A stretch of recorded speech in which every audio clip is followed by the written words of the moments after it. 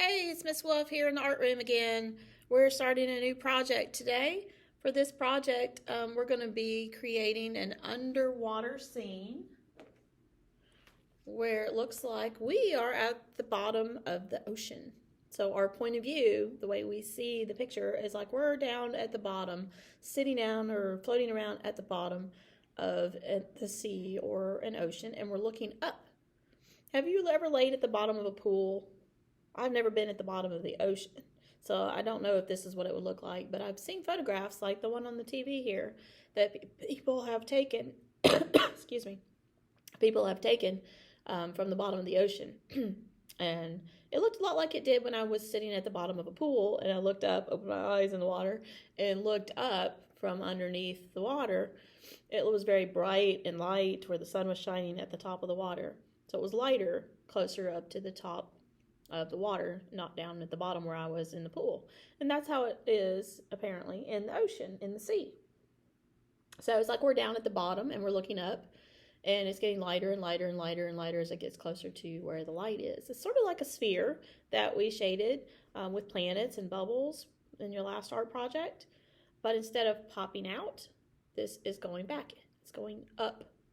It's going in or up to the top of the water. So it's going away from us instead of coming towards us. It's 3D. It's showing distance or depth, but it's not making it look like the object is popping out, like it's thick. So it's kind of the opposite of the spheres, where the spheres were popping out. This is going in, like a tunnel. And then, of course, we have some silhouettes of turtles that I painted on this one that are in the water swimming around. And in the one on the TV, it is a giant whale, humpback whale, it says, with a diver. So we will be adding the sea creatures. Could be turtles, could be a whale, could be jellyfish, could be whatever kind of sea creature you want to put in your painting. But we'll be adding those with Sharpies, with black Sharpies. So we'll be drawing that part and have a little bit more control of our lines than we would with paint. I did paint these turtles, but it was very hard to get paint just on the tip of a paintbrush to paint the little tiny ones. So as they get higher and higher and higher and higher and higher up in the water, closer to the top of the water, they'll look smaller, because as things get farther away, they start to look smaller. Just like our 4-leaf clover project, where the 4-leaf clover leaves were moving farther and farther back in the field, they were getting smaller. These sea creatures are going to get smaller or look smaller as they go higher and higher and higher up in the water, closer to the top where the light is. So we are going to be creating the idea of distance and of depth, both. Trying to make our paintings and our drawings, everything we've been doing, look more real that way. So today we're just going to use one color, blue, one true color, and we're going to mix it with white to make it lighter and lighter and lighter, like I did on this one right here. So here is a value scale with blue. We can make blue, here's a true blue, about right there. We can make it lighter and lighter and lighter and lighter with more and more and more white, until white is the lightest we can make on the white paper. You can also make the blue darker with black, but I don't think we're going to use any black, because it might look very too dark, and then we wouldn't be able to see the silhouettes of the sea creatures that you put in there with Sharpie. So today we're just going to paint our sea, our underwater scene, and then after it dries tomorrow, we will draw the sea creatures with black Sharpies. So we're just going to need our blue paint and our white paint. We'll start with a true blue, and that'll be our darkest value of blue, and a pretty large brush. Miss Wolf in the classroom is going to give you your paint and your paint brushes, and we're going to start with our darkest blue, which is a true blue that we're going to use. So we're going to paint the edges of the paper all the way around the sides of the paper. Not real thick, probably like an inch. You can see how much I'm painting there. That's about an inch on a ruler, just around the edges, the sides, and the corners of our paper, like a little blue frame going around the paper. I'll have to move my magnet so I can get to that part. So it's going to go all the way around the picture, all 4 sides. You can start by painting it straight like I'm doing here. but we are going to make our shading more round, almost like we did when we were shading spheres with a pencil, but this time we're shading with paint. We're not going to shade a perfect straight rectangle every time, as you can see in this one, and in the painting on the canvas board, it's shaded more in a circle shape. So after you've painted the sides, then you're going to come back and make it kind of curvy on the corners. So you just put a curvy dark blue line on each corner. Now we don't want it to go into the middle too much. We don't want to fill up too much of our paper with this dark blue, because we need it to get lighter and lighter and lighter as it looks like it's moving up in the ocean, getting closer to the light at the top of the ocean. So we'll just curve it a little bit right around the corners. We don't even need to wash our brushes today because we're only going to be using blue. So it's just one true color. If we mix another color with blue, it would change the color, but we're not mixing another true color with blue. We're mixing white with blue, and we're just going to make it lighter that way. So I need to move my magnet. It's going to get paint on it, but that will be all right. Okay, so we're just painting the corners kind of round and all the way around the sides of the rectangle shaped paper. You could turn your paper either way. It really doesn't matter with this project because you can spin it around and it will still look the same. It's kind of abstract that way. So there really isn't an up and down. So I could turn it this way, or I can flip it the other way.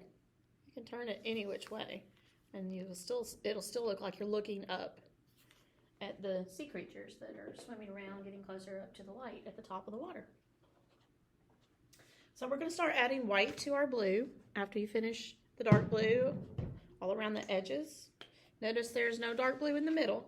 That's where it gets very light, so we don't want to put dark blue in the middle. We're going to start adding white to the blue to make it lighter. Do you remember what it's called when you add white to a color? White plus any true color is called a tint. It's not a shade. A shade is when it's darker. A tint is what they're called when you add white to them to make the colors lighter. We call them pastel colors sometimes when we make them lighter, that they're really light. But a tint is any color with white added to it. T-I-N-T, tint. Not T-E-N-T. A T-E-N-T we go camping in. Different kind of tint. So I've got a much lighter blue here when I added white to it. And we're going to paint going around inside the darker blue, where we're painting right on top of the darker blue, right on the edge of it, all the way around, and a little bit in towards the middle too. We don't want it all to be this color though, so leave a big space in the middle that's still white. We're going to curve it around the corners, so we're making like a big oval. Every time we paint it, we're going to paint around in a big oval shape.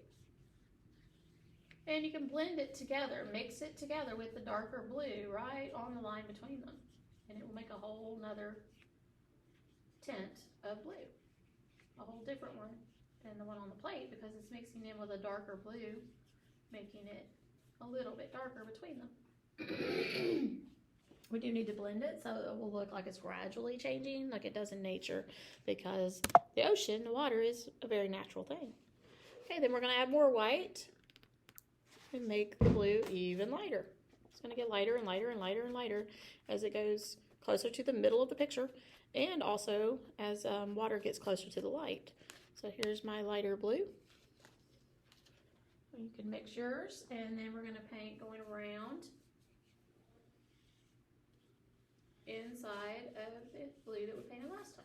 So every time we add a new tint, we're just painting another oval inside of the last one. Going around and around in an oval shape. You can make each tint as wide as you want, but you should still have a pretty good size white oval shape in the middle. And we're going to blend the colors between them right on the line and make it look like it's gradually getting lighter. Oh, I need another magnet up there. I don't want to use my epoxy.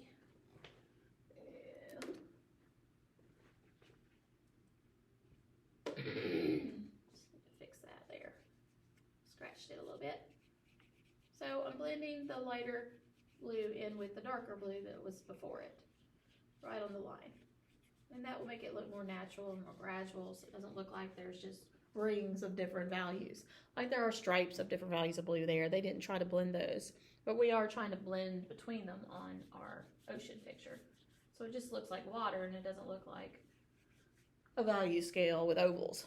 We don't need water. We're not washing our brush. I tried to wash my brush for a minute, but we don't need that. I'm going to add more white now to my blue and mix that in. Make an even lighter blue. It's getting lighter and lighter and lighter. Do you like the tints of blue? I think they're very pretty colors. The ocean blue is such a beautiful space. So there's an even lighter blue. And we're going to paint that one inside of the one that we painted last time. In a big oval shape, round and around. It might become more of a circle, that's fine too. As long as it's going around and around and around. Like water spinning around. It could be a whirlpool under the water in this ocean. Things get caught up in a whirlpool, even sea creatures sometimes, that spin around and around and around. There we go. Getting closer to the middle now. It's starting to look more 3D. Okay, and then in the very center, we're going to have white with just a touch of blue. So I'm going to put a little white on my plate, and that's what I'm going to do with you. I'm going to put it separate from your blue, and then you can just use the blue on your brush, because you probably have enough left on your brush. I know I do. And mix that in with the white to make a very, very pale tint. Very light tint of blue. Just not hardly even blue at all. And we'll put that right in the middle. Very, very light blue. Lighter than baby blue. Lighter than sky blue. Those are both very light tints of blue. But this one's even lighter. Touch of blue. That's what I'm going to call it. And you can make it swirl around in the middle. Woohoo! I think that looks pretty good. How does yours look? I can't wait to see how yours look. I think the point of view where we're looking up in the water and now just looking over at a sea or an ocean is going to make this look really interesting. All right, when you're finished painting the ocean, then we're going to use a Sharpie. And we need to let our paint dry before we can draw with Sharpie on wet paint. On the painting, we can't draw on wet paint with a Sharpie. It would ruin the Sharpie and it wouldn't continue to draw. So we'll have to let our paintings dry. And then when they're dry, tomorrow we will draw our sea creatures. You can be deciding tonight what kind of sea creatures you'd like to put in your ocean scene. We need to see the creatures like they are swimming. So like these turtles, these sea turtles, look like they're swimming. They have their flippers out, all 4 of them, and they're swimming. They're not just trying to walk or have their legs closed in. So we'll need pictures of the sea creatures that are swimming to help us draw them tomorrow. So I'm going to ask you to bring your Chromebooks, and you can Google pictures of sea creatures, like the one I found in this picture. Where did it go? There it is. The under the sea photograph was a humpback whale and a diver. So you could find a picture like that to help you draw the silhouettes of shapes on your painting tomorrow. Or you could find a picture of sea turtles, or a picture of jellyfish, or any sea creature, fish, even just regular fish or sharks. You can find a picture that looks like they're swimming like this under the water, and we'll be able to draw them in our painting tomorrow. So I'll see you tomorrow. All right, I'm back. Our paintings have dried, and this one that I made first is dry already. So I'm going to draw some sea creatures on that one, and you're going to look at some pictures on your Chromebooks today to help you draw some sea creatures with your black Sharpies. You can always practice the shape of those sea creatures on scrap paper. Just sketch it on some white paper first with your Sharpie so that you get the feel of how the Sharpie is gonna work, and you can decide how you want to draw it before you actually put it on your painting, because once it's on the painting, we're not going to be able to paint over it because we're not painting again on these. So if it's on there, you're going to have to go with it. It's going to have to be what it looks like. You could always kind of change the shape a little bit and make it bigger than you were planning if it's not turning out like you like. But we need to try to do our best. So we might want to practice first on a scrap piece of paper. I'm going to draw the humpback whale from this picture on top of the ocean water. So I'm just going to look at the shapes that I see. There's a very large whale, and he's right in front of the white sunny area where it looks like the top of the water is. So I'm going to look at the shape of his body, the outline of the body, and draw the outline first. And that's what you'll need to do when you're looking at the shapes of the sea creatures that you want. Look at the outline, the line around the outside of the body first. I think that's pretty similar to what's in the photograph there. This is a very large sea creature. You don't have to draw one really large sea creature like I'm doing. You could have a lot of smaller sea creatures, like the sea turtles. In this one that I painted, there's lots of little sea turtles. And they get smaller and smaller and smaller as they get closer to the middle to make it look like they are moving up in the water. Now the humpback whale one, the diver, does look like he's probably higher than the whale because he's so small. But there's not a lot of different sea creatures, so there's not as much sense of things being closer or farther away. But if you have a lot of different sea creatures, like a lot of fish, a lot of jellyfish, a lot of sea turtles, a lot of sharks in your painting, then you can make them smaller and smaller and smaller as they get closer to the center, and it will look like they're getting closer to the top of the water. I'm just looking at this one now because it's on the screen, and I'm going to finish drawing this sea creature. I need his big flippers, and the other one is hanging down more on this side. And that's the shape of the body. Of course, it's not clear. We can't see through him, so I'll need to shade it in black with my black Sharpie. And I'm also going to draw the outline of the person, the diver. And he does look pretty small compared to the size of that humpback whale. Humpback whales are very big, but the diver might be a little bit closer to the top of the water than the whale is. I think he does look like, or she, the diver, looks like they're closer to the top, but maybe not because whales are a lot bigger than people. So we need the legs, the diver's legs, and probably flippers on their feet. Their feet look pretty thick and wide.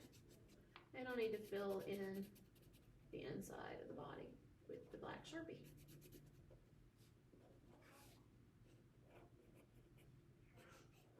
Alright, there's my diver.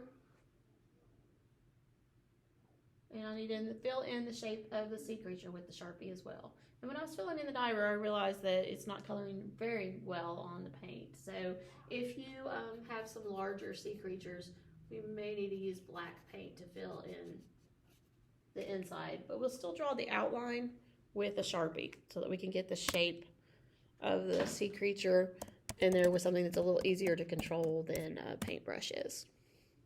So I'll use a paintbrush and paint the inside of the whale shape. And I'm sure I'll have it finished before you come back to art so I can show you what it looks like when it's finished. There are artists who use just one color, like we're doing with our ocean picture.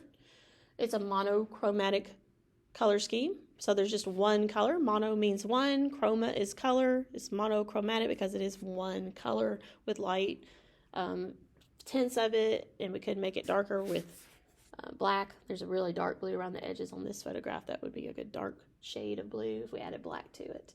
One of the famous artists who is known, where'd it go? I don't want to close it. I want to see it. One of the artists who is known for using monochromatic color schemes, come on, is Pablo Picasso. He's a famous artist from an abstract style usually, but before he was painting in an abstract style, he was painting more realistically. He lived near people that worked in a circus. He traveled around with a circus for a while, and there were times in his life when he was happy, and he showed that in his paintings by using more reds and pinks, like in these paintings. And there it is. There's more reds and pinks in that one. And these are gestures or clowns that were in the circus at the time that he was painting these pictures. And then there were times when he was not as happy, and that time is called his blue period because he used a lot of blue in his paintings. And most of his blue period paintings are monochromatic. So it means he only used blue and white and black. So he made tints of blue and shades of blue. And then, like in this one, occasionally some tones like brown. You can see a lot of these paintings show that he was not as happy at this time in his life. He was painting pictures of people who were sad or older or lonely. There's a reason why the blues are called the blues. When people are sad, we say they have the blues. It's because blue is a color that makes things look very sad and depressed or depressing. Here's one that Pablo Picasso painted of beggars. He called that beggars. People who didn't have enough to eat, that were begging for food. Here's a family that's very cold. There's a lot of different values of blue in these paintings. And these people are very blue or very sad. And most of them had shades of blue. This is his self-portrait during the blue period, where he painted himself using lots of different shades of blue. So a monochromatic color scheme is something that a lot of artists choose to create the idea of feelings in their artwork. We're using it to create all the different shades of blue in the ocean and to make it look like we're getting closer to the light. But there are many different ways to use a monochromatic color scheme. And that's something that we can explore more as we learn more about color and how to use it in our art. So I'm looking forward to seeing all of your ocean pictures and what kinds of sea creatures you choose to put in your paintings. See you later.